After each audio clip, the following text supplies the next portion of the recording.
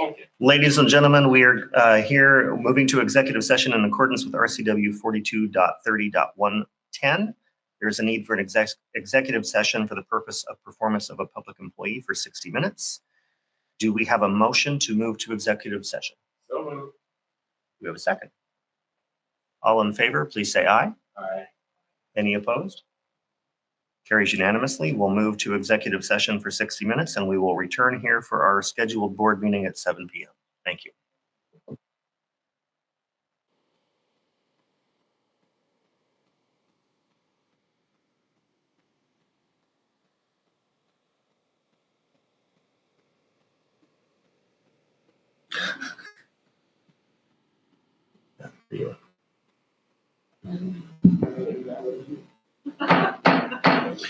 Good evening, everybody. Welcome to the January 21st board meeting of the Yakima School District. Thank you for joining us on a cold Yakima evening. We are glad you're here.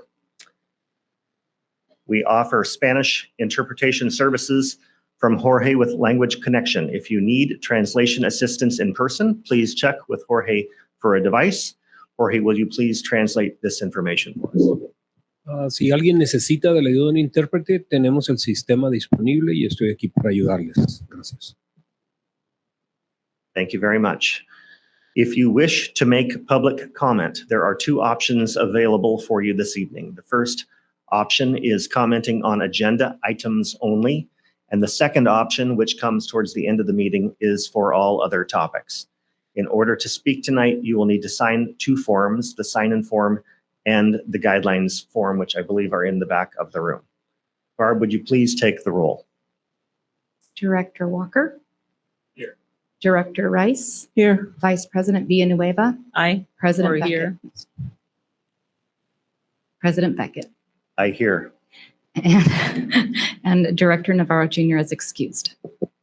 Thank you, Barb. Would you please join me as able and join me in the Pledge of Allegiance? I pledge allegiance to the flag of the United States of America and to the republic for which it stands, one nation, under God, indivisible, with liberty and justice for all.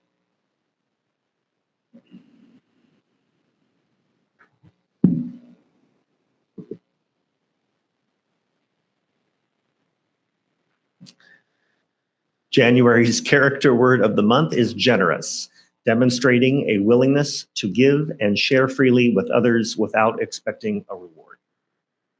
Thank you, Barb.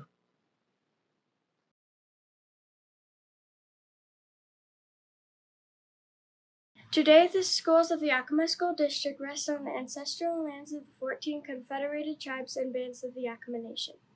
Hoy las escuelas del Distrito Escolar de Yakima descansan en las tierras ancestrales de las 14 tribus y bandas confederadas de la nación Yakima. The people of the Yakima Nation inhabited more than 12 million acres. La gente de la nación Yakima habitó más de 10 billones de acres. Across Adams, Benton, Chelan, Douglas, Franklin, Grant, Kittitas, Klickitat, and Yakima counties. En los condados de Adams, Benton, Chelan, Douglas, Grant, Franklin, Kittitas, Klickitat, y Yakima. Today we honor those native peoples who are tied to the land through history, legends, and culture. Hoy honramos a estos pueblos originales que están vinculados en la tierra a través de historias, leyendas y culturas. We acknowledge the descendants who live in the world today. Reconocemos a sus descendientes que viven en el mundo de hoy. We thank the caretakers of this land who have lived here and continue to live here since time immemorial. Agradezcamos a los guardianes de la tierra, quienes han vivido aquí y continúan viviendo aquí, desde tiempos inmemoriales. An acknowledgement is a simple, powerful way to show respect. Un reconocimiento es una manera simple y poderosa de mostrar respeto. And a step toward correcting the stories and practices that erase indigenous peoples' history and culture. Y un paso hacia la corrección de las historias y prácticas que borran la historia y la cultura de los pueblos indígenas. It also honors the truth. También honra la verdad. As a school district, we will continue to build upon our relations with the Yakima Nation. Como distrito escolar, continuaremos fortaleciendo nuestras relaciones con la nación Yakima. Thank you, Barb. We do have an obituary that is posted in board docs from the Yakima Herald website for Owen Russell Hurst, who is a valued member of the Yakima School District community who was recently passed. We're going to ask you all to please join us in a moment of silence in memory of Mr. Hurst.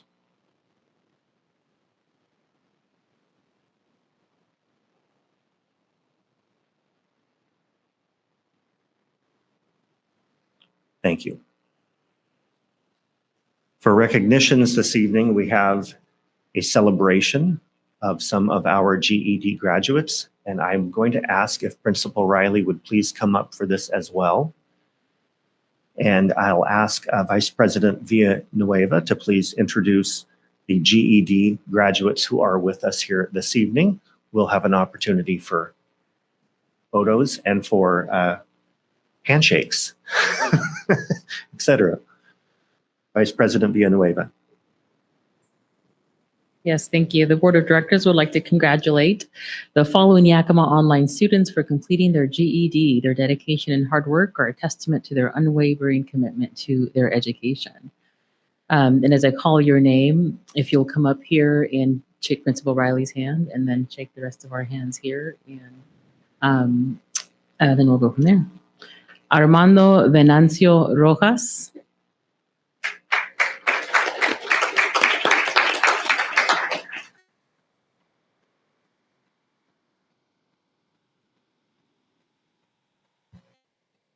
Jaden Trevon Salazar.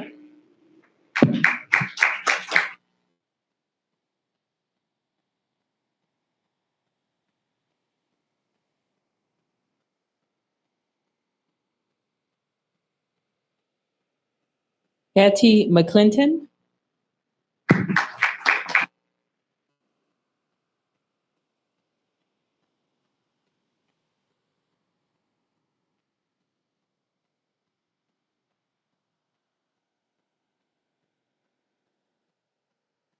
QT McClinton.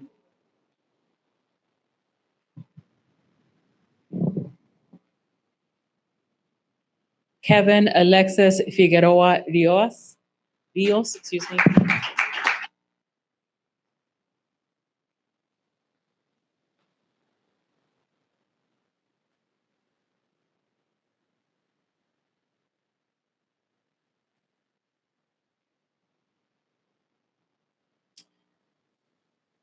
For other students who've received their GED, I don't believe they're here, but if you are, please come up.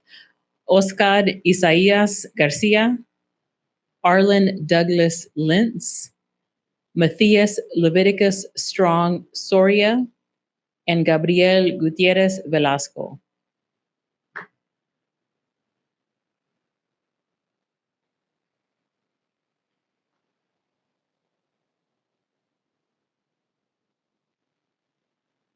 We'd like to invite family to come up and do family photo. Maybe a group photo. All of the above.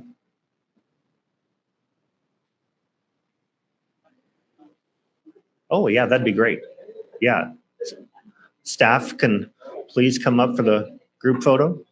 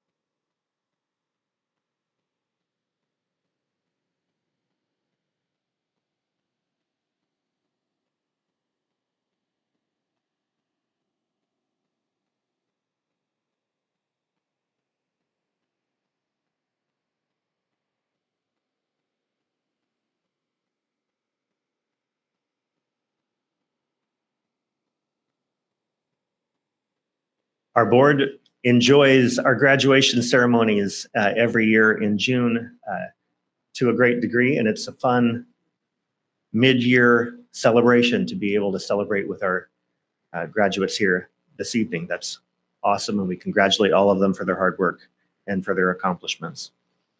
That will take us to the section C for reports to the board. To begin with this evening, President Guerrero from YEA is here to discuss protocols, and there she is. Welcome this evening. The floor is yours.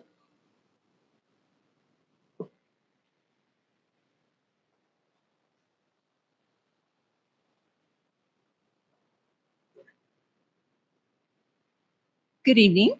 Thank you for being here on this super chilly night. So I just wanted to follow up and let you know everything that's been accomplished with all of the concerns that I have brought to the board. And I do want to thank the superintendent for being very helpful in making sure that I was meeting with all of the relevant and necessary people to make these things happen. The first issue that I had brought before you with the concern about what to do when people are absent, paras, librarians. So that did get taken care of. A general template did get created. It was disseminated. My understanding from labor management is that it was disseminated to the building principals, but it's still, when I polled my rep council last week, half of them still had not seen it. So I'm not sure if those buildings are still personalizing it or if those admins didn't realize they needed to actually send that out to their people. So I did put that on the director's radars so they can bring that back to their admins. A month ago, I brought forward a bunch of concerns with resources and crisis plans and how we respond to tragedies. And so I met with Student Services, Omar, and SES, Casey, to discuss resources. And we actually have this already created. There is actually a document that has a bunch of wonderful resources right there on it. Unfortunately, you have to be an expert to find it. Like, it's several clicks in the system. You have to know to go to this particular, family resources, and then you'd have to know to go to McKinney-Vento. And then on that page, you'd have to know what it actually is. As a staff member, if you were super savvy and knew that this document existed, which I don't think most of us even knew that it existed, but if you did and you were savvy, you could just go to your Google Drive and find it that way. But even then, the title of it is not user-friendly. So after Omar showed us where it was, we discussed how to make it more access-friendly, putting it directly on the website so it's just one click away, making it so that when this information is disseminated to staff at the beginning of the year, that we encourage staff to actually park it right there on their desktop so they don't ever have to look for it. It's just right there. So I was really excited about that.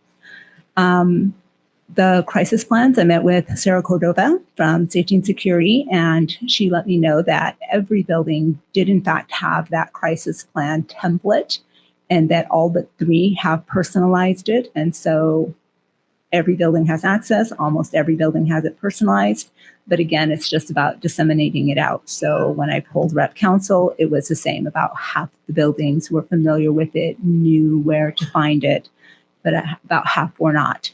And of course, 3 of those buildings would have been the half that were not. I think another part of the problem was that our pre-service days are not required days. Teachers don't have to attend those days.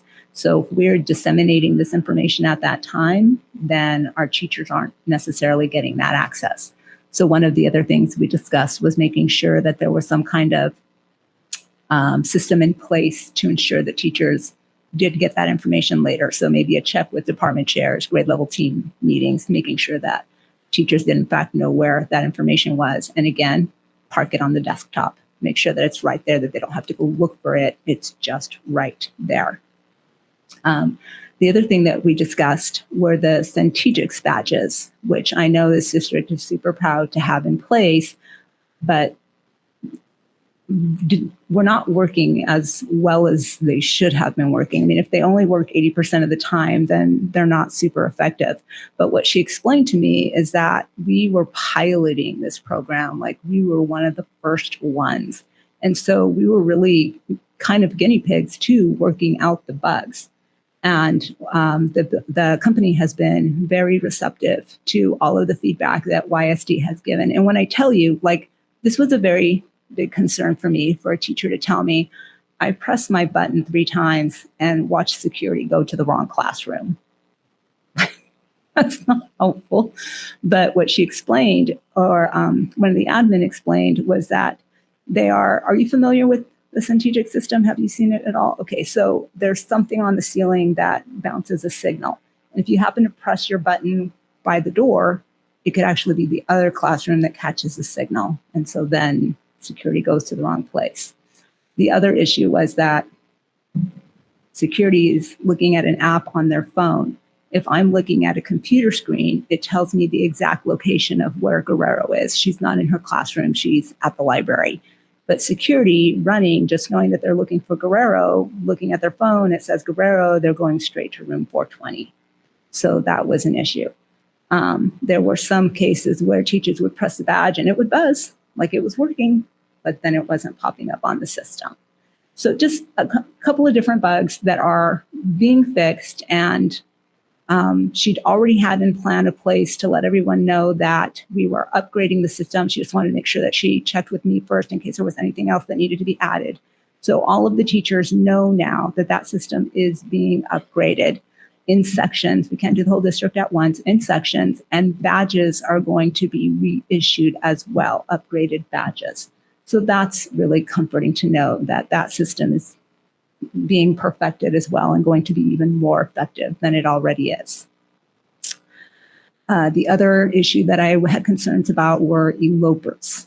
And we discussed with SES, we actually discussed this at SPED Council, and the director informed everyone, which seemed really counterintuitive to me. And this is why it's so important that we get this information out to teachers, but you shouldn't give chase. 90% of the time, that just makes the kid run farther, that you just keep the child in line of sight and they are less likely to move off campus. To me, I'm like, they're running, I'm chasing. The other thing that he let us know is that we were always told you cannot restrain a child. There is a lot of paperwork involved if you restrain a child. But when there is imminent danger, like traffic on Lincoln Ave, you can absolutely tackle that kid to keep them safe. And this is information that my teachers need to know. So SES is working together on putting together a general protocol of recommendations. Obviously, it still has to be case by case. Maybe this kid you do have to chase, whereas the other ones you don't. I'm meeting with Omar again tomorrow to go over another general protocol for just gen ed students who are not special education, who are not on the radar for that kind of behavior, but all of a sudden, perhaps one day, a flip switches. So what would be a good protocol for how to handle them? I'm sure I've mentioned before that I have several social workers in my family. One of them, she lives on the west side, but she works very specifically with families and children. And she was here this weekend and I happened to mention this issue. And she was like, yeah, that happened right in front of me one time. So this is not a YSD thing, it's statewide. And she said that one of the things that helped there was that everyone that had a known eloper had walkies. So we can tell our teachers, yes, if you see someone, make a phone call, but phone calls are actually not super effective. People don't always, the office doesn't always pick up. They don't always have the ability to pick up. And so, but a walkie, that's instant, right? So if we can get walkies, especially to the special education teachers with known students, I think that would be a real big effective help. I also met with Omar's student services team to discuss tragedies and how we respond to tragedies. And I know the superintendent has always been adamant in his insistence that we have one of the best responses, and he is right. I can see why he would be so proud of our response. It is an incredibly complex situation, and the mechanism that we have in place, Sean walked me through all of the steps that we go through, and it's so much more complex than I had ever imagined. And in addition to that, and it's unfortunate that practice makes perfect, but we learn every incident. We didn't do this right that time, but we do it right this time. And this time we also learn something different and we perfect that next time. So it's good to see that our system is also able to grow and to get better. I was especially concerned with inadequate counseling. Like, yes, we have counselors and yes, we bring in people from ESD, but I didn't feel like they were particularly effective at a middle school or an elementary level. And then we had a tragedy happen at the elementary level. I checked in with that principal to see how staff were doing. And, he informed me he, again, really was happy with the response. It was a great response. And I asked specifically about the ESD counselors. This particular principal was a bit more savvy, I think, than most principals. Like, he knew what resources to ask for. He knew the student was a dual language student, and therefore he requested more bilingual counselors in addition to the ESD counselors. And he noted that while the ESD counselors were not necessarily as utilized as our own counselors were, nevertheless, he was glad that they were there because then they became familiar with the situation. And so if anything about that situation extended or required more care, those people were already in the loop. They already knew the context, the building, that kind of stuff, which that is important too. So I'm glad that we have that extra help from ESD. And this morning, I had another teacher bring to my attention another protocol that she felt we really needed to have in place. And thanks to my last meeting with Sarah, I had her number. I gave her a call. She's like, no, we don't have anything in place for that right now. So now that's another thing that she's going to work on for me. And as soon as we have that in place, I will let you know. I will follow up with you and let you know what that's all about. I'm not trying to be cryptic. I just I want it to be in place before I tell you. And then lastly, I just want to let you know that one of my teacher's biggest concerns has been, especially with the lack of custodial coverage, breakfast after the bell. It has just been the bane of our existence. But we met with Jake and Cassie, and Cassie, the director of food services, she's looking at going ahead and changing the system. So we're piloting with two schools. So that is in the works now. We have Roosevelt already ready to begin. And last week we met with Gilbert. So they are on board. So we are looking at piloting, bringing in breakfast back to the way it used to be before the bell rings, but continuing to offer it after the bell. And this is super fabulous because it offers the ability to do hot breakfast again. When you do breakfast after the bell, when kids are already in their classrooms, you can't really do a hot breakfast. Everything has to be like prepackaged and easy to disseminate in a classroom. But if we're back in the cafeteria, we can do hot breakfast again. The district is also partnering with other organizations, Eat Real, which is going to improve our food selections. So super excited about that. So we are making progress. I want to thank you because I feel that you were critical in pushing that progress forward. And I hope to have another good report to give 2 weeks from now on the other protocol. Any questions? All right, thank you. Thank you very much.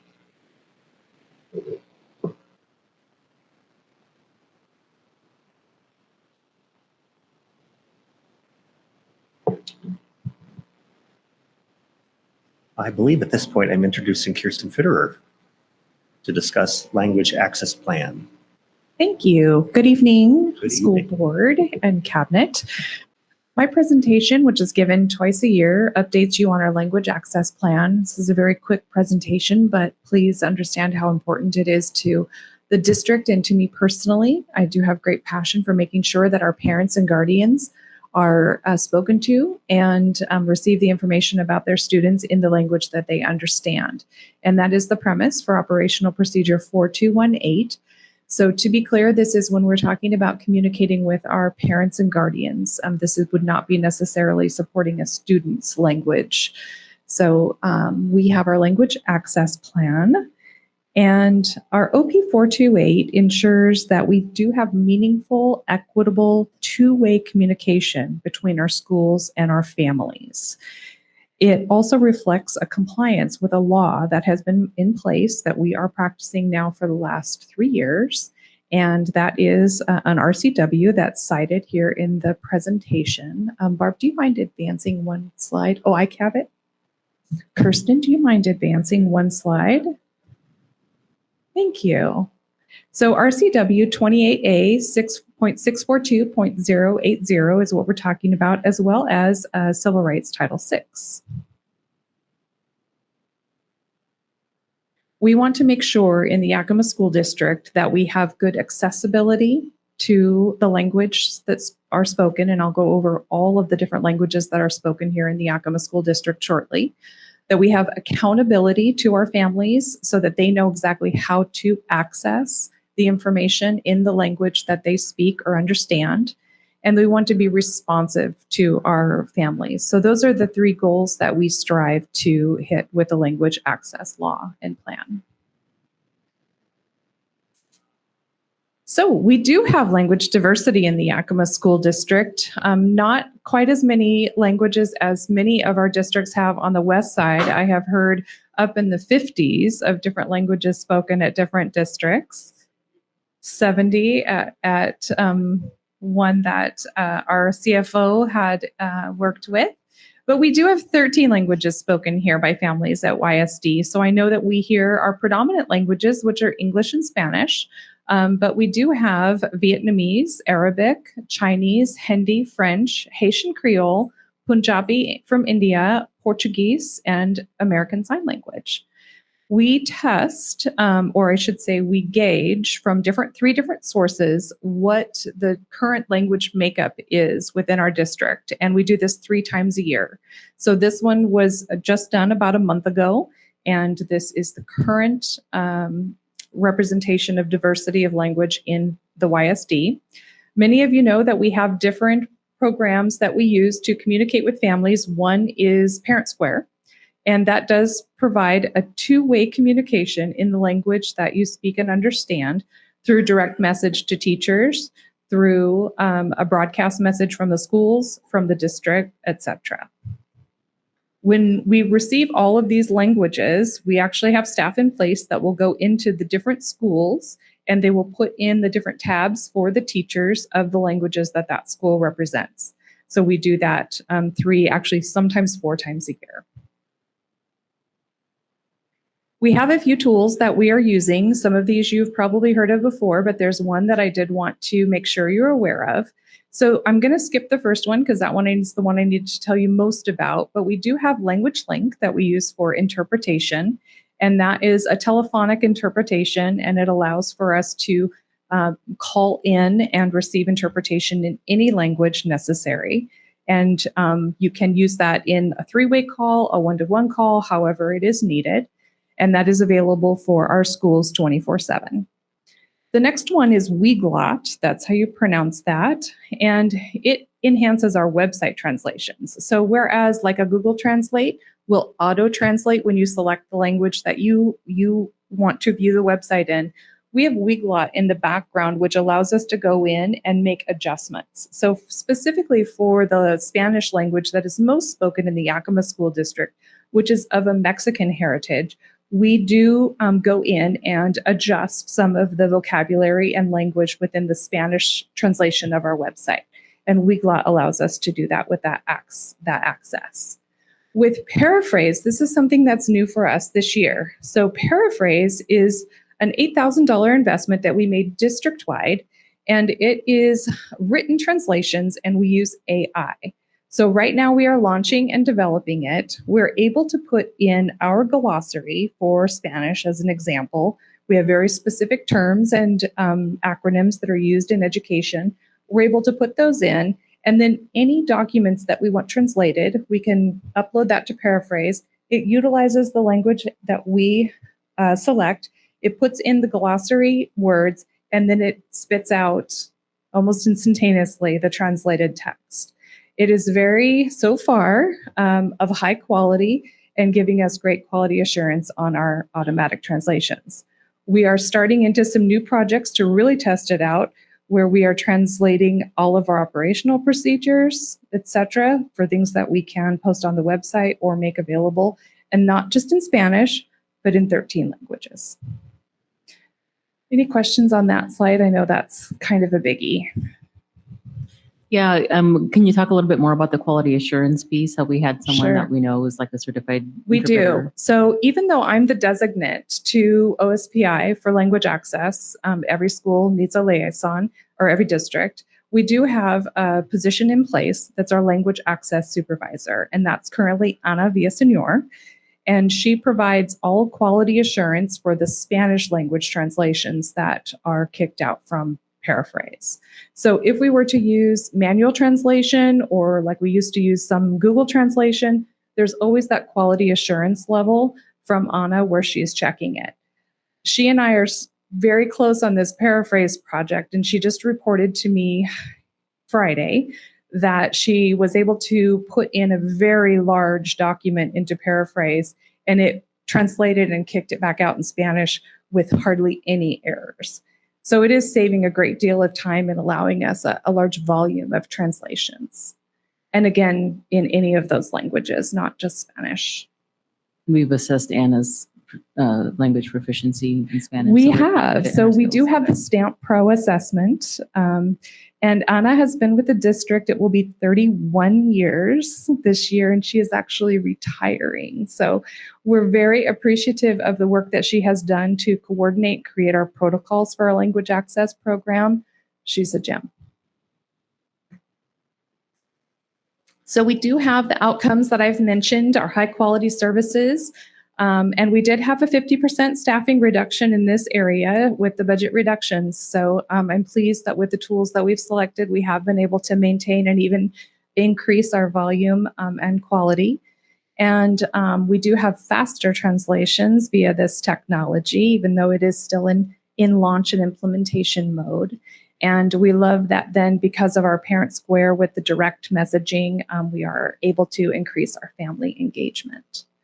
Our next steps then, because of the licensing that came with Paraphrase, we are able to train 10 staff members directly. So we will look for our frequent flyers that are in need of translation, and we will be able to train them directly, and they will not have to wait, and we will still go through the quality assurance process. We also are going to work in collaboration with legal department. Bob's not here, so this will be news for him. But in translating our copyrighted materials. So we want to be sure that we can translate, and we do have educational access to those. Make sure that's logged and taken measure of, and then we will be able to translate that. That could be different curriculum. We just want to make sure that we do have access to do that. And then we will just continue to monitor and refine those services. Any questions? Thank you, Kirsten. I have to tell you, that list of 13, there were some surprises in there for me. Aren't there? I didn't realize that we I had agree. some of those languages spoken in the district. Mm-hmm. But in case we have others added, yeah, I don't know if you would do it on a single student basis. I can speak to that. 4 of the languages mentioned are single families. And the reason that we have best practice instead of what the law dictates when we have 5% of our population that's represented in a language, that then all of these services kick in. But for us, even one family, we have the tools in place that we can provide those services. So we do. You'll find that as people come to this country, that sometimes then their family members come, their cousins come. And so there's some real fluidity with the number of people that come in representing the different languages. And so that's why we check for that 3 times a year. So if we need to, we can add additional languages? Yes, we can add up to 200. Well, I guess that's probably enough. I know. I think we'll be okay for a while.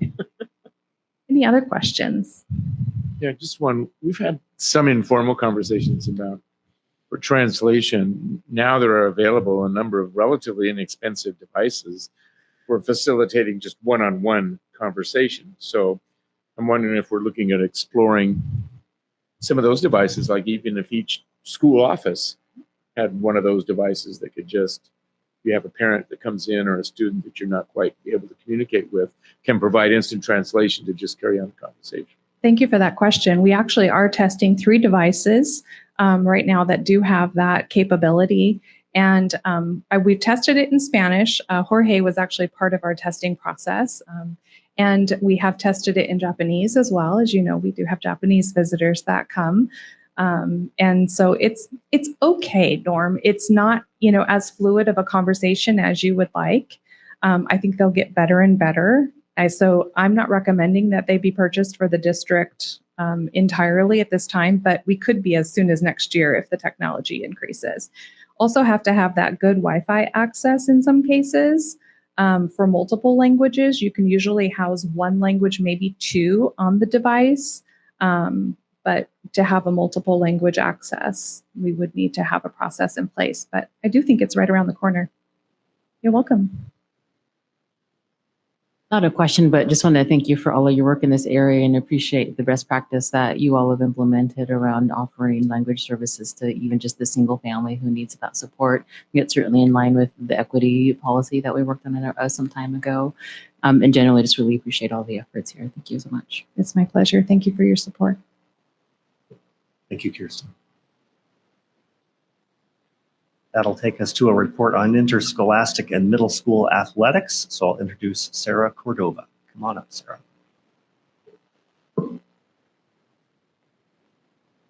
Good evening. Thank you for having me come speak to you. I've got my cheaters here in case I can't see. Turning 50 is not fun. So, I was like, thank you, I need that. All right, so as you know, I'm here to speak with you about OP 2153, middle school sports.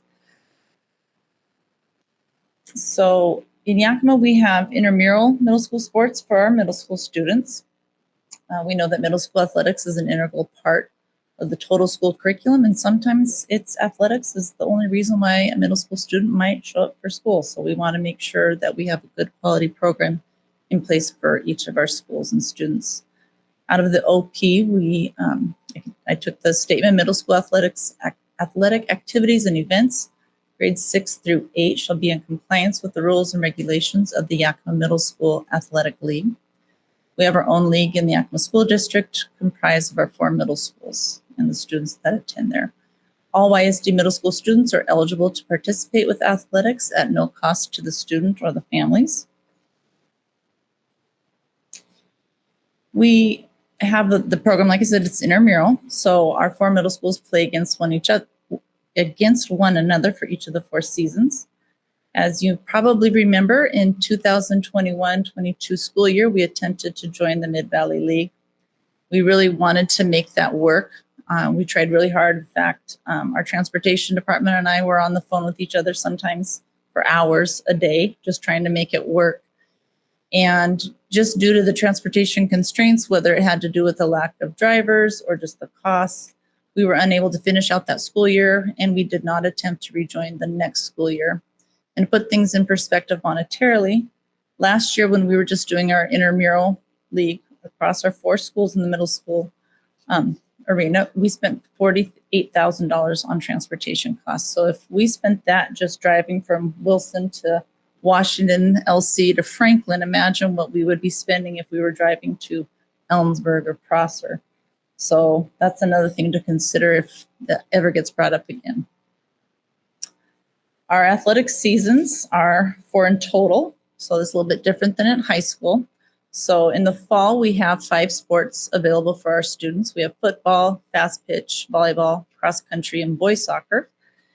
And last year, we had 53 coaches for that season. Winter 1, we had 2 sports, girls basketball and wrestling is open to both boys and girls. And we had 22 coaches working that season. Winter 2, we had boys basketball and bowling. Bowling is only for girls. We had 30 coaches. And in the spring, we had 3 sports available: track and field, girls soccer, and baseball. Track and field is for all students. Baseball is the majority are boys, but we allow girls to play as well. And then girls soccer. We had 40 coaches for that season. So that brought us to a total of 145 coaches. So we're employing quite a few coaches to work with our kids during those seasons. We also have 4 athletic directors, one at each of our schools. So at Franklin, we have Cherie Carroll. At Lewis and Clark, Artemio Chavez. At Washington, Gonzalo Guillen. And at Wilson, we have John Gonzalez. We meet on a monthly basis, and we talk about things such as just individual sports, how we're going to schedule the games. We work collectively to schedule transportation, officials, games, and we work with maintenance as well, just to make sure they know which fields are going to be used. The numbers for last year's participants, if you look at the graph, you can see the breakdown by school. So female participants, male participants in total per school. At the bottom, you'll see we had pretty equal numbers for our female and our male participants. We actually had more girls participating in middle school sports than boys. So we had 1,062 girls, 1,011 boys, and 2,073 total. Now keep in mind, we have duplicate participants. So if I'm a middle school girl, I might play something in the fall, winter 1, winter 2, and spring. So I might be counted 4 times. So that's what that number is, 2,073 total participating bodies each season. So then we look at the cost. Is my clicker not so?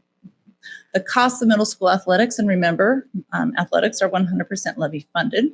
So last school year, we spent just under $700,000. Excuse me. Yeah, all went to middle school for middle school athletics. I had it right here. I just read it wrong. Sorry. Should have had my readers. So if we take our 2,073 participants and divide that, then we spent $333.80 per athlete for middle school athletics. I've included some resources for you to look at. So we have the team worksheet, and that is what our coaches complete at the end of each season, just making sure that we have equitable opportunities for our kids and that sort of thing. So you can take a look at that. I've included the student athlete registration form. That's what parents fill out each season that they want their child to participate in sports. So that ensures that we've got their permission for them to participate. It also is a way for us to keep track of which students have updated physicals. For the most part, students have to do those every 2 years in order to participate. I've seen a couple of cases where they're yearly. It also makes sure that we have updated insurance for each of our student athletes. The next attachment is the Middle School Athletics League Handbook. We've used a lot of the information from the Mid-Valley League so that we know that we're in compliance with WIA standards and expectations. And then the last attachment is the middle school OP for you to look at. Are there any questions? Sarah, I'm not sure that the document we have on Board Docs has clickable links for those resources. Is that? Oh, I have to refresh? Yeah, just refresh and it will work. Thank you. You're welcome. Thanks, Barb. Any other questions? Okay. Thank you very much for your report.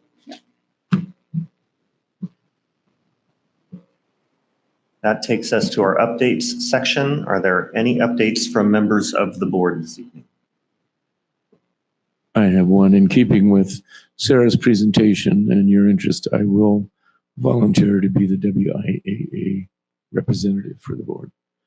So if you can get me the calendar and so on, I will make sure make the meetings. Thank you, Director Walker. I have some information I will pass along to you at the end of this meeting. Thank you. Do we need to vote on that?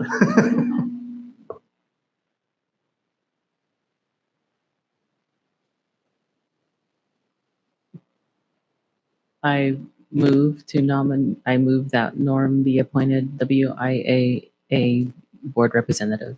Second. It has been moved and seconded for Director Walker to take our WIAA representative position for the 2024-2025 school year.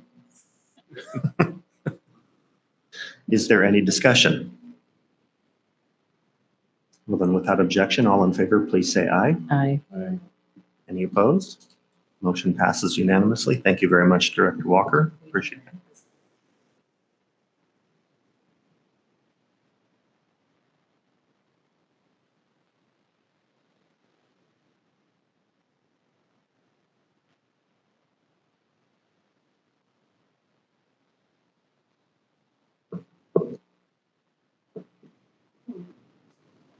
I feel very good about that. I don't care what anyone else says.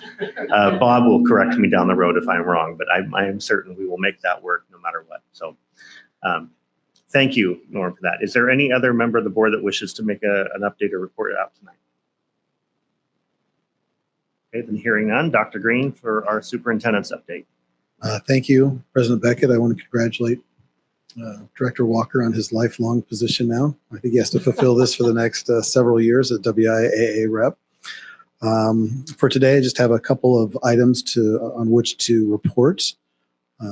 First, I'm very grateful to our entire community, but specifically our students, teachers, central office, principals, all of the employees that participated in the Martin Luther King Jr. Peace March, which happened yesterday. And it was also a community celebration at the convention center. We had as the MC of the event, Natalie Riley, who is here. I think she's still here, or she took off. So she was here earlier with the students who received their GEDs, and she did a phenomenal job. We also had the Lee Pageant Food Drive Award was presented to Gilbert Elementary. They were the winners. So we had students receiving that. It was presented by Heather Hasty, our principal from Davis High School. We had plenty of involvement from the Yakima School District, and 3 students were the speakers. We had one from Davis, Shanastasia Jackson, one from Eisenhower, Angel Orozco, and concluding speaker was Nikki Larson from Stanton. And again, they just did a fantastic job. So I've been attending this in my time here in the district. I believe it was a 5th year in a row, maybe, or 5th year total with the COVID years. And it was I believe, the best attended thus far. So it was reported on in the Herald, but I think they missed a lot of opportunity to talk about just the entire community involvement that was there. Of course, Esther Huey was present, as well as many of our pastors in the area, and it was just a wonderful event. Also, Native American dancers, the Little Swan dancers came from Lower Valley, but a great celebration, fantastic turnout, as I shared. So I want to thank the community for that, and we're just grateful for the involvement in making sure that that is a wonderful event for the community. In addition, I just shared that we are in our second full week of legislative session, so we're starting our second session. I was able to testify last week to the Ways and Means Committee. I was notified today that there is a bill dropping tomorrow. So Senator Wellman will be dropping a bill that has a proposed levy lid raise, which would not be beneficial to the Yakima School District. However, it has also been shared that there is an LEA component to that, and we have worked very collaboratively, we being many superintendents on both the east side and the west side of the state, both in poverty-stricken districts as well as more property-wealthy districts, to be as aligned as we could be on making sure that if there is a levy lid raise, that there is an LEA counteraction to support districts across the area. Thank you.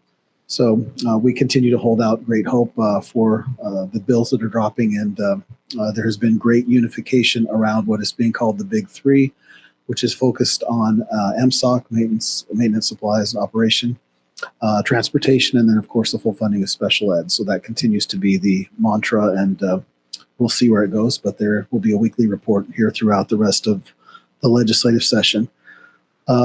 Lastly, I just think what I probably neglected to share with the public is we're a little short here on some of our cabinet members, and we're missing both Stacy Locke and Bob No. And as part of our ongoing reductions, one of the actions that was taken was disallowing cash out for vacation. So that has been actually beneficial in the fact that we have people that are taking vacation, and that is well deserved and well needed, but it also makes us kind of thin on certain occasions. And I just wanted to draw attention to that is we don't have Stacy Locke or Bob No with us today, and they are out on vacation. So with that, I'll simply pass it back to you, President Beckett, and thank you. Thank you, Dr. Green. It takes us to calendar updates, and I know we do have some things on the list here, Dr. Green, or Kirsten, would you like to address the calendar updates and future agenda items? Topics. Thank you, President Beckett. A couple of things that I've mentioned before are your YSD school board meetings. We do have one on February 3rd coming up, 4 p.m., and that is a school site visit, and it's at Hoover Elementary School. And then on February 18th here at Central Services at 7 p.m., the business meeting. A couple of other events to make you aware of. Actually, a date correction here. It's January 22nd is our Partners in Education meeting, which is tomorrow at 11:30 here at Central Services. And then on the 29th, we have the Franklin Middle School Seal of Biliteracy Banquet celebration. So if you remember, we had a lot of positive family comments from that, and that will be occurring again on January 29th. And then a whole slew of varsity home sporting events. I'll just mention the ones where Davis plays Ike, and that is on January 23rd, Davis Bowling versus Ike at Nob Hill Lanes at 3 p.m. And also on the 23rd, Davis Swimming versus Ike at Lions Pool at 4 p.m. And then on the 25th, Davis Girls Basketball versus Ike at Davis at 4:30, and Davis Boys Basketball versus Ike at 6 p.m. Excellent. Thank you. Any questions on the calendar? Thank you very much. Jake Cooper for our December 2024 monthly financial update. Good evening. Mike's now hot. Awesome.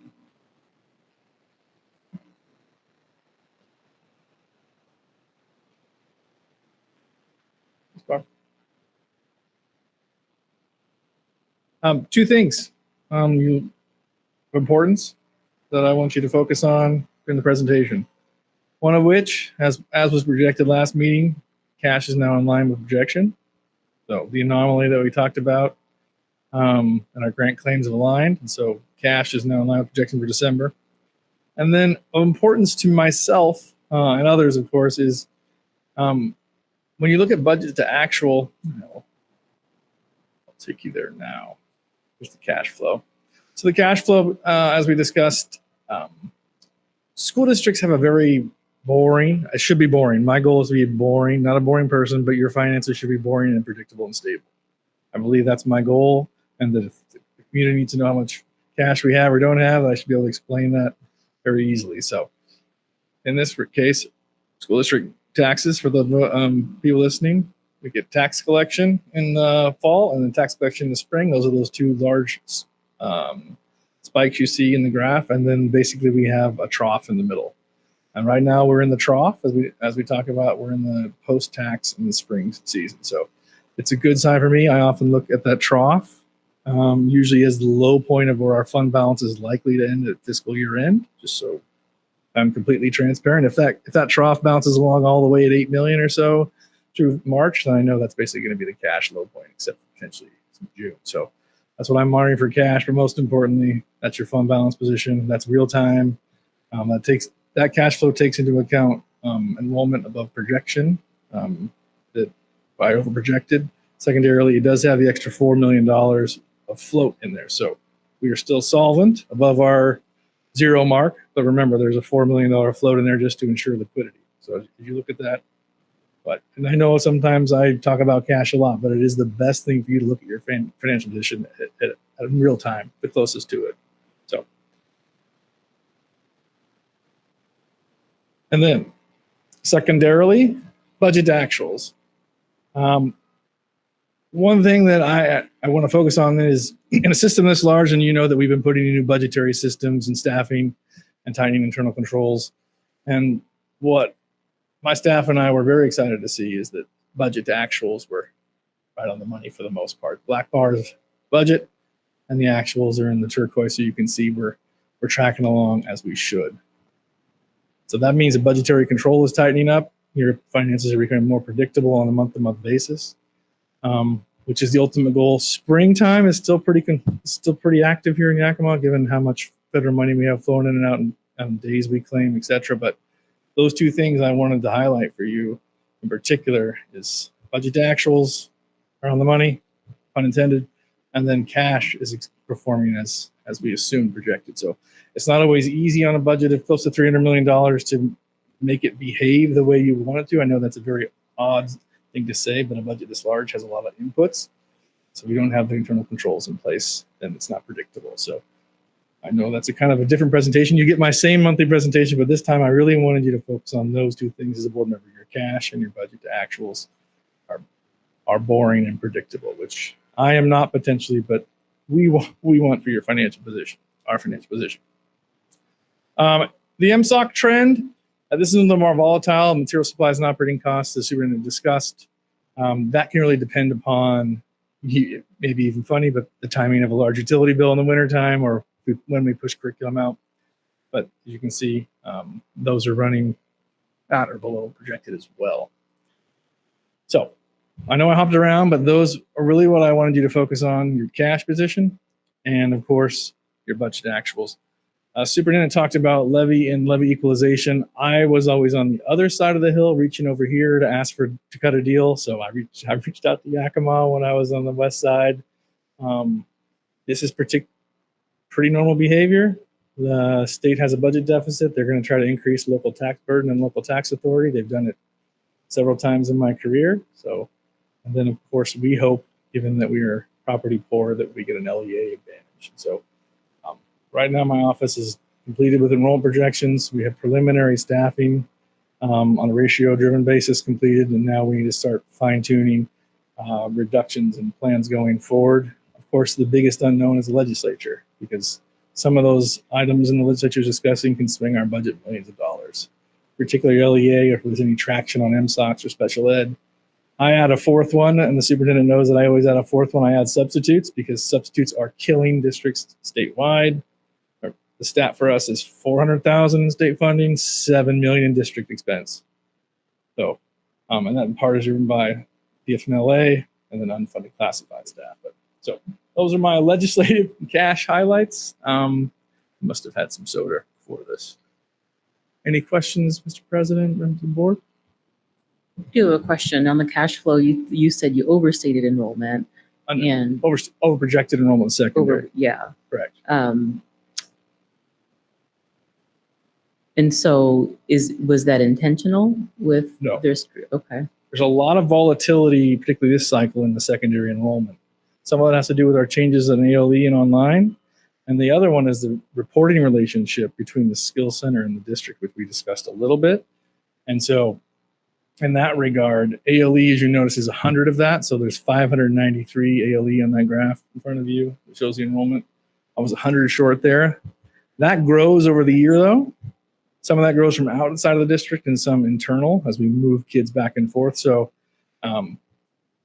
there's close to, I think, 300 net over. That is included in your cash flow already. So the over projection enrollment is already baked in on a revenue basis. Okay, thank you.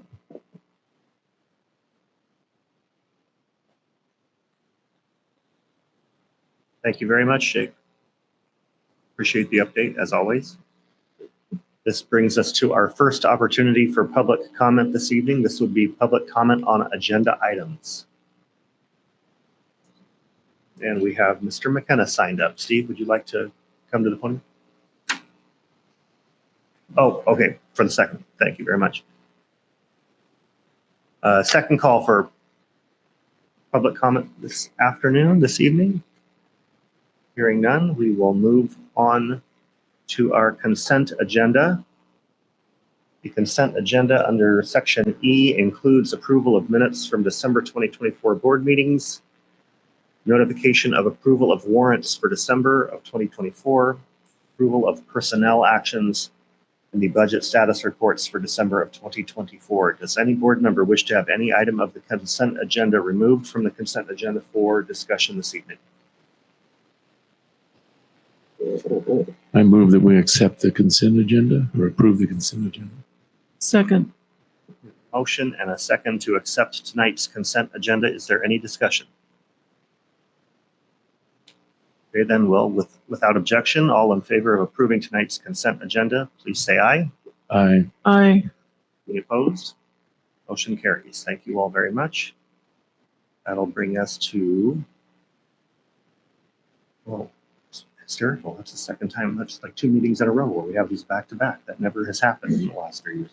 So now we have our second opportunity for comments from the public on any other item. And I know we have Mr. McKenna signed up. So we can begin with Steve, if you'd like to come on up.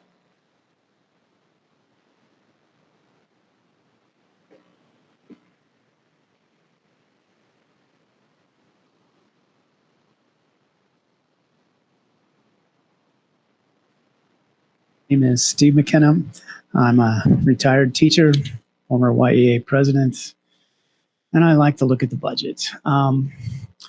I did file a public records request for the district budget, which they sent me, and I had some free time on my hands, so I looked through the budget summary. On page 5, I would recommend for all members of the school board to look at, because it gives you a snapshot of 3 years in a row. And so in looking at the 22-23 school year, which is in that snapshot of last year's final budget, this is where the district leadership made some major mistakes in staffing that have led to the financial crisis. Certificated staffing increased by 25.88.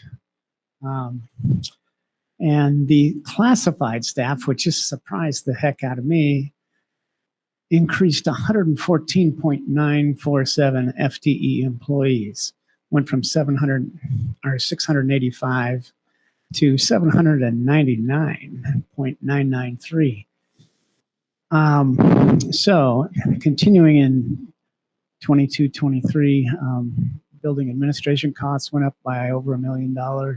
Central office administration costs increased by over $1 million. The fund balance decreased from $30,803,915 to $25,595,878. So then that brings us to the next year in 23-24. Certificated staff were increased by another 13.8 employees, while our fund balance is decreasing. And certificated, so we added 13.8 certificated employees, another 10 classified employees, with basically stable enrollments during that period of time, which were obviously going to impact overall finances. The building administration costs only went up $624,512. Central office administration costs increased by $148,748. And the fund balance decreased from $25,595,878 to $15,534,779, which is as low as the district probably really should ever get. According to their policies. And then the district, according to the final YSD budget, the district spent $14,465,220 more than the revenues received for the 23-24 school year. This led to large rifts of personnel, both certificated and classified, which concerns me the most. And at the beginning of the school year, the fund balance declined to roughly $8 million. Financial catastrophe was declared. We had to lay off additional classified personnel. The TAN agreement, where we're getting an extra almost $5 million, was put in place, which is due next December. And the entire situation has come from this excessive staffing and new academic programs that have been implemented. Why you would do this, why the district operates this way, just eludes me. It's kind of like when you're having trouble making your house payments, then you go buy a new car to make yourself feel better. doesn't work very well and comes back to bite you later. So anyway, I also have discussed salaries of different groups, but I brought this for the board members. It's the proposed salaries for all the state positions from governor, lieutenant governor, secretary of state, et cetera, Supreme Court justices, et cetera. And I think you should look at those to put some things in perspective. Thank you. Thank you, Steve. We'll make sure copies are emailed out to members of the board. Thank you very much. Oh, excellent. Thank you, sir. Or was that our only sign-in for public comment this evening? Okay. Then with that, we will move next to two policies that are being brought up in our annual cycle. The first is policy 1000.3.8, which is in your board packet tonight. The Survey Monkey will be sent tomorrow for your responses. 1000.3.8 is reference to the cost of governance regarding board skills, methods, and supports being sufficient to ensure governing with excellence, and costs being prudently incurred, though not at the expense of endangering the development and maintenance of superior capability. That policy has not been updated in 4 or 5 years. So if any member wants to suggest edits or updates, they can email them or bring them up, etc., or both in the Survey Monkey. That opportunity will be out there, or we can discuss it as we go through. The second is policy 1000.3.9, which is our process for addressing board member violations from our board member conduct policy. The 4 actions to that process are outlined in that policy. And again, if you have suggestions for edits or modifications, those can be suggested in the survey. Does any board member wish to make any or have any comments or discussion for either of those 2 policies this evening? We'll take those through the survey process. That takes us to the end of our agenda for our business meeting this evening. And I want to thank everyone for being here and look forward to seeing you at future board meetings. And we are adjourned.